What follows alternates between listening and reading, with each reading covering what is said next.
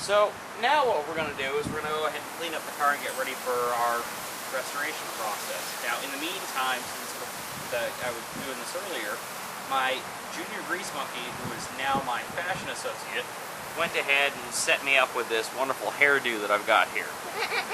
And just so that you know, here is my junior grease monkey Tana. So she is going to help me clean up this car. The whole goal was she did my hair, she helps me wash. So we're going to do it together. Now, the first thing you got to remember is when you're going to wash out your car on a restoration project, you want to do the engine bay first.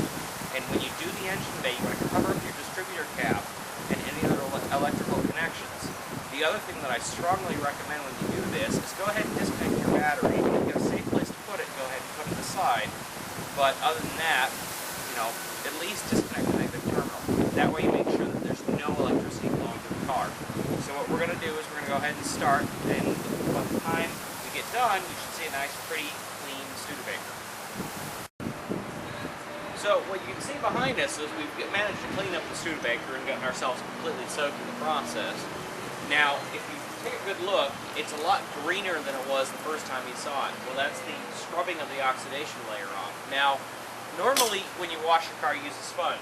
But in this particular case, what I actually prefer is old terry cloth towels. They allow you to get the abrasive nature you need, but still not scratch the paint.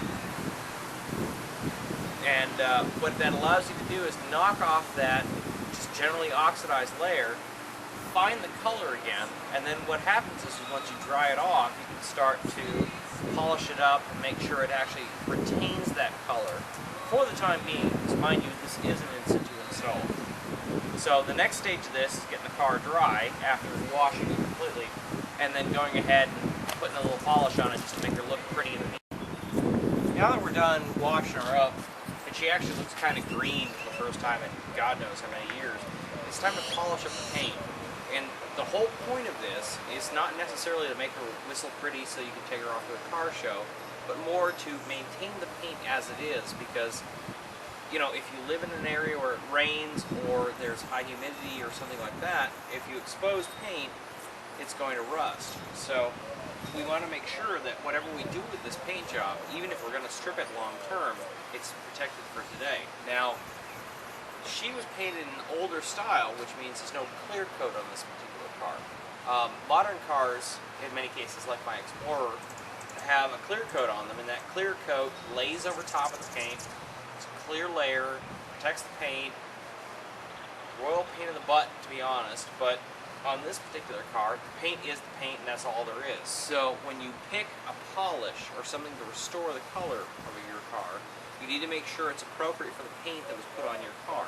Since this is an old single-stage car, what I'm using is an old single-stage glaze. Now this is a TR3 resin glaze. I'm not getting paid or anything like that. It just happens to be what I use. And the reason why I use it is because it does a really good job. With these old paint jobs, what you have to make sure to do is actually put a coating over the paint to protect it.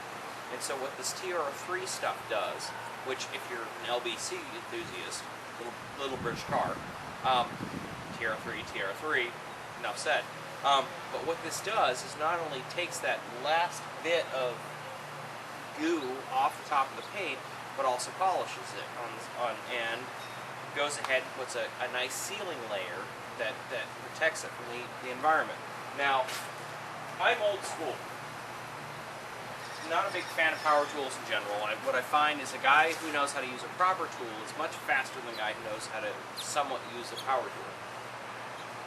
Old terry cloth is my favorite applicator for this. Now, if you're going to use something, say for example, your basic 10-inch buffer, what you want to make sure to do is, number one, clean buffing pad, and when you apply it, you're going to need two pads. One for the application and one for the final polish. So this pad will get all gooey and green and nasty and all that wonderful stuff, and you'll have to throw it through the washing machine. The other pad will also get gooey and green and nasty and all that stuff, but what it'll do is it'll put that final level of polish on top. And to give you a quick idea of just how much you can gain from some simple polishing. We'll go ahead and take a spot here.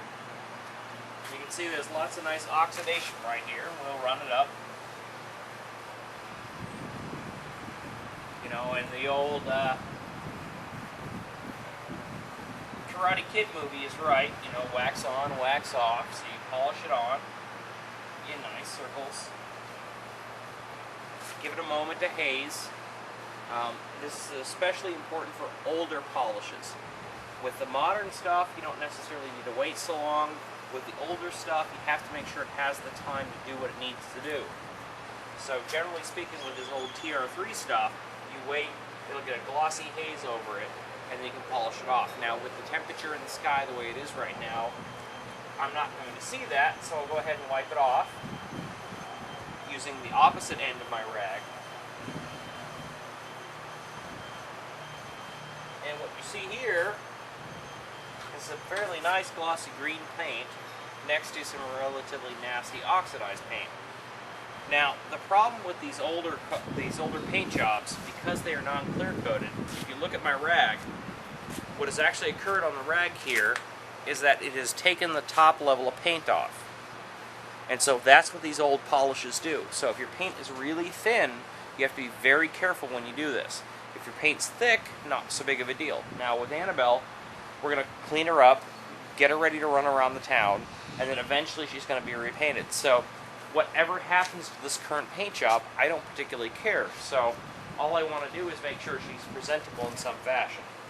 Now, if you're going ahead and using your polisher, what you do is you apply a good coating of TR3 or whatever polish you're using to this pad.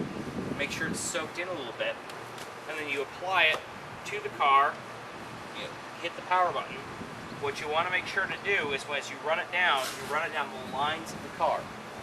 If you run it up and down, you're going to get weird lining. So if you run it straight down the car, and then straight down again, and you overlap by 50% on each run, you'll get a much cleaner, much clearer coat on the car, and the overall polish that you find will be much nicer. So I'm going to go ahead and polish the car. I'm not going to make you guys sit around and watch it. By the time we're done, the whole car is going to be this nice green color, as opposed to the oxidized white junk that we were looking at earlier. Doesn't make her run any better, but at least it makes her more presentable in the short term. And knowing that we have to replace the whole interior, and we have to do the engine work, we have to drop the tank and do the fuel line work, at least it's something nicer to work on. So my assistant and I have finally cleaned up Annabelle. And what we actually did is we let her sit for 2 weeks in the sun, the monsoons, the rain, all of that, just to show you what the paint looks like. You can see that it's starting to fade a little bit, but more or less it's good. It's still green, still looks like a proper paint job. So what this allows us to do is, once we clean the car initially, is maintain it for an extended period of time before we get the final paint on it. And that's really important for the in-situ restoration, because you need to be able to work on the mechanics and not worry about what the car looks like. And so with a decent looking paint job, and if you have that, more power to you, you've got something to work with. You know, if it's all rust and primer, not so much, but it doesn't really matter, because as long as the car runs, you can drive it. That's what's important. So next time we're going to take a look at her fuel system, figure out what's wrong with it, and go ahead and move on to that. But until then, you know, enjoy the car. And I have to thank my assistant, Tanith, for working on it with me, and we will hopefully show you more interesting, cool stuff about this Studebaker in the near future.